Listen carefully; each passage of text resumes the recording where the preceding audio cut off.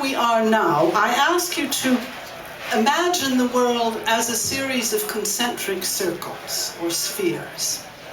And presently, on the outside, you've got the circle of finance. And that circle is giving orders to everything else.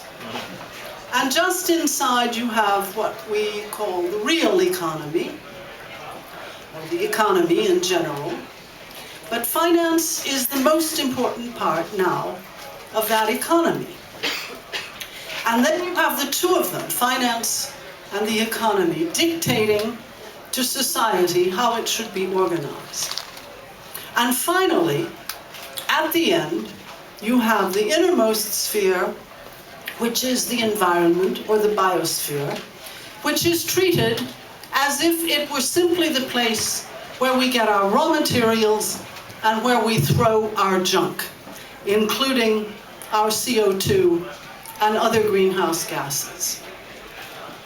And the task, the great transformation, the most difficult thing that has ever been expected from humanity, and the most difficult, is to reverse the order of those circles completely, so that the biosphere is on the outside, because that's the real constraint.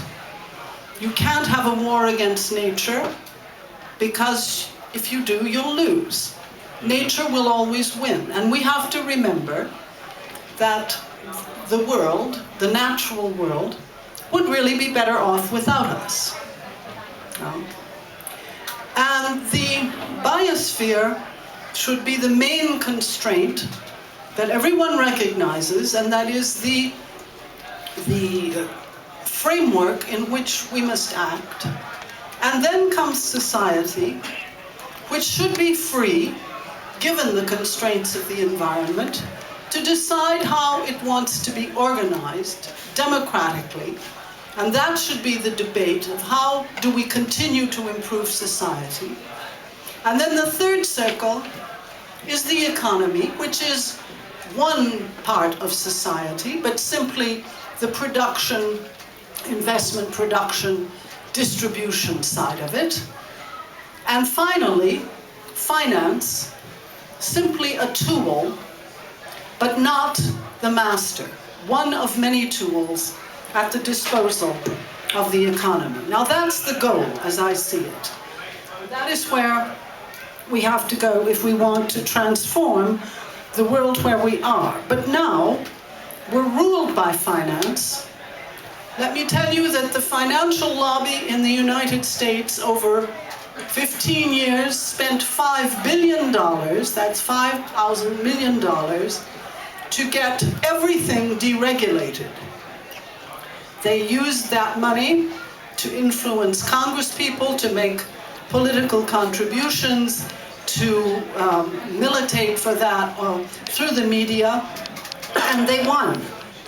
They got rid of 12 major measures, including the one that had regulated the commodities market. And if they hadn't got that, we would probably not have seen such a huge increase in hunger last year, when there were, you will remember, 30 hunger riots throughout the world. It was the first time in history that famine had been generalized, and it was a real activity of globalization that made hunger suddenly universal and thrust 100 million extra people into dire straits.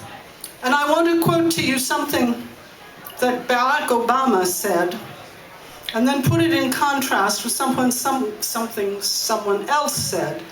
Just a few days ago, he was in New York for a fundraiser, and although the financial community had contributed something to his campaign, there weren't very many of them there, and he said, and I quote, "If there are members of the financial industry in the audience today, I would ask that you join us in passing what are necessary reforms. Don't fight them." Well, if I were president, I certainly wouldn't be begging the financial community to approve of what I'm doing. I'd tell them what I'm going to do, and I'd say, you're going to go along with it. And I think of President Roosevelt in 1936, in his last campaign speech for his second term, when he said, that class, the financial class, the bankers, that class hates me, and I welcome their hatred. And that is what we need. That's the attitude that we need, either as citizens or in the leadership. Now, the banks have received $12.5 trillion. That's about the equivalent of the GNP of Europe or of the United States. This is an unimaginable amount of money. And as George Soros has said, these are gifts from the public, that is the state, to the banks. They're gifts, the new profits that the banks are making. You can see this in the headlines every day.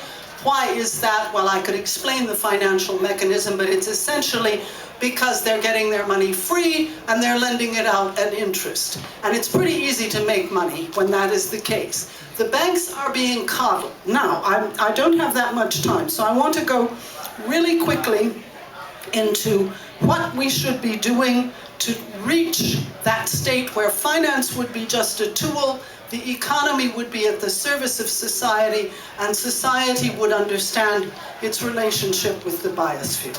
I think the first thing to do is to say that there is money. Don't believe it if they say we can't afford it. It's a great idea, but we can't afford it. The world is awash in money. There are 8.5 million individuals who together, all over the world, 8.5 million people only, who have $38.5 trillion. That's 3 times the GDP of Europe, or 3 times the GDP of the United States, or 12 times the GDP of India. There is money, but we're not going after it. And what we need is international taxation, which taxes financial transactions, which taxes transnational corporations who have been escaping, taxation more and more over the past 15 years. We have to close down the tax havens, but believe me, if we could get at that money, which is using globalization as a very convenient way of hiding it from individual governments, then we would have no problems paying for the great transition. And the other thing, I think, is that the banks belong to us. It's to speak, and I was so pleased because I got this huge crowd to shout with me, the banks are ours. And I'd love to hear it just one more time, if you don't mind. The banks are ours. The banks are ours! Louder, louder. We need to understand that democracy does not have to stop simply with political life, but democracy can also move into economic life. And to close, I'd like to remind you of the source, the origins of the word economy and ecology. You may have heard this before. I know Andrew has, and the real pros here have. But it's important to know that in Greek, both those words come from the oikos. And the oikos is the domain, or the household, in the broad sense. And the ekonomos, for economy, are the rules for running the domain. It's how you do it. But the ekologos, ecology, is the reason for it all, for running the domain properly. And that's what we have to go for. Normally, given those origins, you would think that ecology would rule the economy. But our societies have become perverted. It's not like that. That is our job, to put the logos above the nomos and turn those circles inside out. Thank you.